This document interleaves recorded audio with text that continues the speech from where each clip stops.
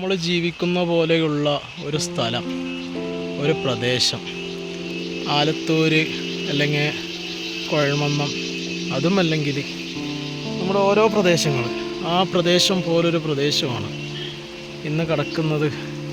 വെറും മണ്ണ് മാത്രം.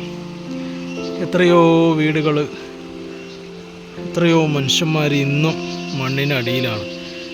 ഇപ്പം ഞാൻ നിൽക്കുന്ന ഈ മണ്ണിൻ്റെ അടിയിൽ പോലും പല മയ്യത്തുകളും ഉണ്ടാവും. അല്ലാഹു ആലം.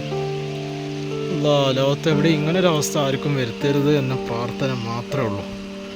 ഞങ്ങളന്ന് സെർച്ച് ചെയ്ത അവിടെ ഒരാളുടെ കൈപ്പത്തി, ഒരു കാലിൻ്റെ പാദം കുഴിച്ചെടുക്കാൻ പറ്റി. അയ്യോ, അങ്ങനെ എത്ര കാര്യങ്ങൾ എവിടെയൊക്കെ ഓർക്കാൻ തന്നെ വയ്യ റബ്ബേ.